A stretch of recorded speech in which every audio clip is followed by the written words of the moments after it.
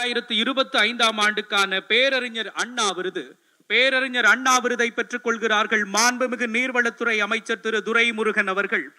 மாணவ பருவ காலம் தொட்டு தமிழ் இயக்கத்தோடும் திராவிட இயக்கத்தோடும் பயணிக்க தொடங்கியவர்.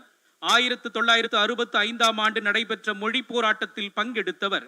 பேரறிஞர் அண்ணா அவர்களால் அடையாளம் காணப்பட்டு வளர்த்தெடுக்கப்பட்டவர்.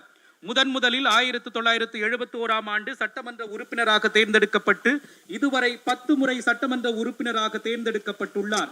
தமிழ்நாடு சட்டமன்றத்தின் அவை முன்னவராக இருந்து தமிழ்நாடு சட்டமன்றத்தின் கண்ணியம் காக்கும் மாண்பாளராக செயல்படும் மாண்புமிகு நீர்வளத்துறை அமைச்சர் அவர்களுக்கு பேரறிஞர் அண்ணா விருது வழங்கி சிறப்பிக்கப்படுகின்றது.